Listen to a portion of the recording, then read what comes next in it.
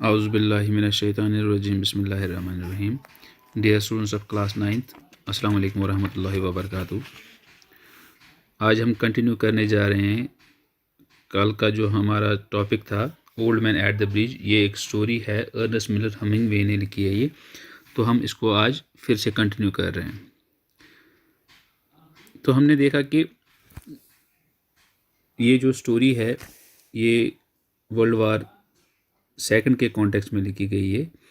ये यहाँ पे जो राइटर है ये हमें ये समझाना चाहता है कि ये जो वार्स होते हैं कि ये हमारी लाइव्स को कैसे चेंज करते हैं, हमारे माइंड्स और हमारी जो हमारी डेली रूटीन होती है उस पे ये कैसे असरअंदाज होते हैं।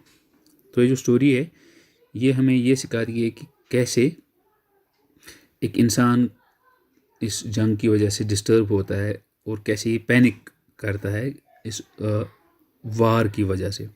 हमने कल देखा कि ये एक ओल्ड आदमी होता है, एक बूढ़ा आदमी होता है जो एक जंग ज़दा शहर से भाग के निकल आया होता है, एक सेफ्टी की तरफ जा रहा होता है और ये चलते चलते एक जगह बहुत थक के एक सड़क के किनारे बैठ जाता है।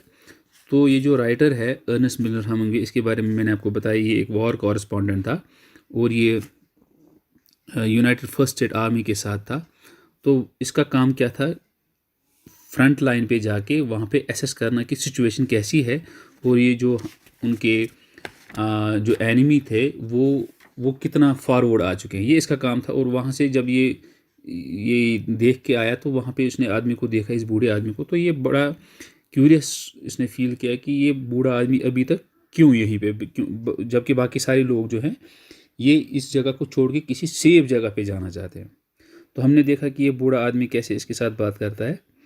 तो ये बात करते करते इसने इसको कहा कि मैं सैन कार्लो से आया हूँ और वहाँ पे मेरे कुछ एनिमल्स थे जिनका मैं वहाँ पे ख्याल रखा करता था। तो ये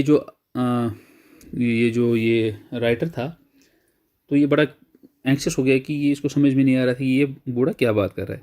तो आज हम आगे पढ़ेंगे, जो हमने कल जहाँ पे हमने कल पॉज किया था उससे आगे हम पढ़ेंगे।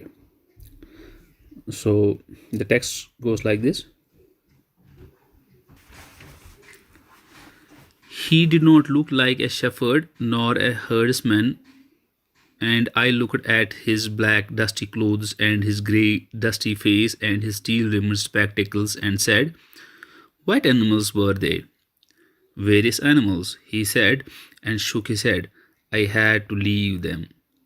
I was watching the bridge and the African-looking country of the Ebro Delta and wondering how long now it would be before we would see the enemy, and listening all the while for the first noises that would signal that ever mysterious event called contact."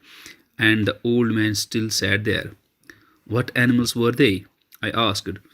"There were 2 goats and a cat, and then there were 4 pairs of pigeons." "And you had to leave them?"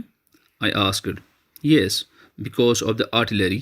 The captain told me to go because of the artillery." "And you have no family?" I asked, watching the far end of the bridge where a few lost carts were hurrying down the slope of the bank.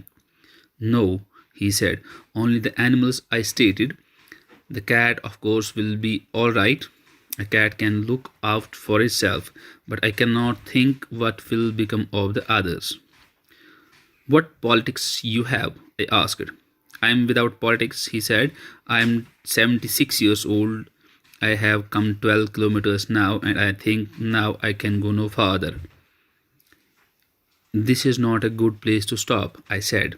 "If you can make it, there are trucks up the road where it forks for Tortosa." "I will wait a while," he said, "and then I will go." "Why do the trucks go?" "Towards Barcelona," I told him. "I know of no one in that direction," he said, "but thank you very much. Thank you again very much." He looked at me very blankly and tiredly, then said, having to share his worry with someone. तो हमने देखा ये जो writer ये कह रहा है कि he did not look like a shepherd nor a herdsman. तो ये शायद ये जो राइटर है ये कहता है कि जब मैंने इस आदमी की तरफ देखा तो मुझे इसकी रख रखाव से ये बिल्कुल ना तो ये कोई मुझे चरवाहा लग रहा था, ना तो मुझे कोई भेड़ें पालने वाला लग रहा था। And I looked at his black dusty clothes, और मैंने जब इसके जो गर्द से भरे हुए कपड़े थे, मैंने जब इनकी तरफ देखा, इसका जो ग्रे डस्टी फेस था और जो इसकी स्टील रिमड जो इसकी जो ऐनक थी, तो इनको देख के मुझे नहीं लग रहा था कि ये कोई हर्ड्समैन होगा या कोई ये चरवाहा होगा। तो मैंने ये देख के इनको कहा व्हाट एनिमल्स वर दे। मैंने कहा कि भाई आप कौन से एनिमल्स की बात कर रहे हैं जिनका आप ख्याल रख रहे थे। Various animals he said and shook his head, I had to leave them. इसने अफसोस में अपना सर हिला के कहा कि भाई वो तो मुख्तलिफ़ किस्म के एनिमल्स थे और बड़े अफसोस की बात है कि मुझे उनको वहीं पे छोड़ के आना पड़ा। I was watching the bridge and the African looking country of the Ebro delta. तो मैं इस आदमी के साथ बात भी कर रहा था और मैं इस ब्रिज के पार भी देख रहा था और मैं वंडर कर रहा था, और and I was wondering how long it would be before we would see the enemy. और मैं पार इस ब्रिज के पार भी देख रहा था और मैं बड़ा हैरान हो रहा था कि अब बस कुछ ही देर में हमें एनिमी के साथ कांटेक्ट करना पड़ेगा, यानी कि एनिमी के साथ हमें मुठभेड़ करनी पड़ेगी। And listening all the while for the first noises, और मेरे कान यही सुनने के लिए बिल्कुल होशियार थे, रेडी थे। और वो सिग्नल जिसको हम कह रहे हैं that and the signal and that would signal that every mysterious event called contact. और मैं बिल्कुल उस धमाके या उस गोलियों की आवाज़ को सुनने के लिए बिल्कुल रेडी था। तो the old man still sat there, मगर ये जो आदमी था, बूढ़ा आदमी, ये बिल्कुल बेफिक्र होकर वहीं पे बैठा था। इसको कोई परेशानी नहीं थी, कहीं पे कोई जाने की जल्दी नहीं थी। तो मैं अब अपनी बातचीत को आगे बढ़ा के क्या इससे पूछने लगा what animals were they, I asked. मैंने इससे पूछा कि वो कौन से एनिमल्स थे। बूढ़ा आदमी कहता है there were 2 goats and a cat. तो बूढ़े आदमी ने कहा कि मेरे पास 2 goats थे और एक कैट थी। And there were 4 pairs of pigeon, और मेरे पास 4 जोड़े कबूतरों के थे। And you had to leave them, I asked. मैंने इससे पूछा और आपको इन एनिमल्स को वहीं पे छोड़ के आना पड़ा। यस, बूढ़े आदमी ने कहा हाँ। क्यों? बिकॉज ऑफ द आर्टिलरी, क्योंकि वहाँ पे आर्टिलरी फायर चल रहा था, वहाँ पे बमबारी चल रही थी। The captain told me to go because of the artillery. और ये जो कैप्टन था इसने मुझे हुक्म दिया जाने के लिए, क्योंकि वहाँ पे आर्टिलरी फायर चल रहा था। And you have no family, I asked. मैंने इसे पूछा और आपको कोई फैमिली नहीं है, आपकी कोई फैमिली नहीं है। Watching the far end of the bridge where a few last cars were hurrying down the slope of the bank.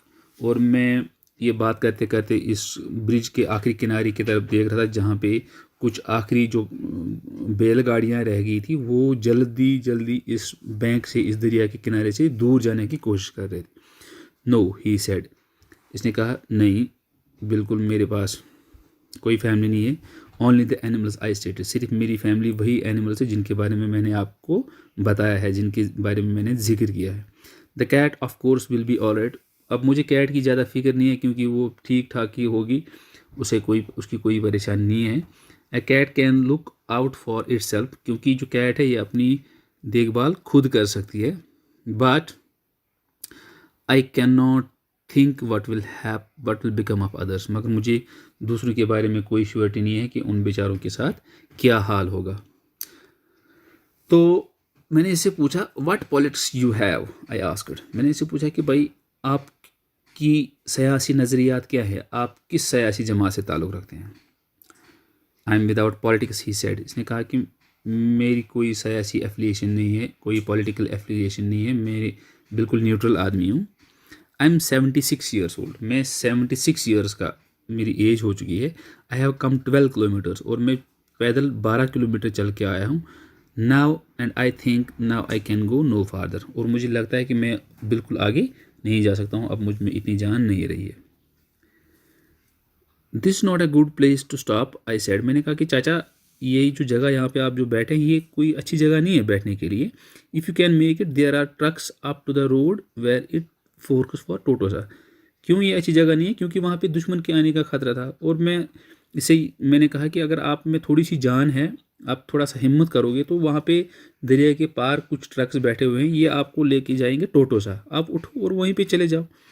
I will wait a while he said and then I will go. इसने बूढ़े आदमी ने कहा कि भाई मैं थोड़ा सा यहाँ पे रेस्ट करूँगा, मैं वेट करूँगा, उसके बाद में जाऊँगा यहाँ से। वाई डू द ट्रक्स गो? इसने मुझसे पूछा कि ये ट्रक्स कहाँ जाएंगे? Towards Barcelona, I told him.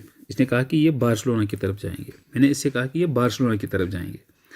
I know of no one in that direction he said. इसने कहा कि भाई मैं तो बार्सिलोना में किसी को जानता ही नहीं हूँ, but thank you very much, मगर फिर भी आपका शुक्रिया, thank you very much again, आपका बहुत बहुत शुक्रिया कि आपने मुझे आप मेरी इतनी फिक्र कर रहे हैं। He looked at me very blankly and tiredly. इसने मेरी तरफ खाली खाली आंखों से और बिल्कुल थके हुए अंदाज से देखा। And then said having to share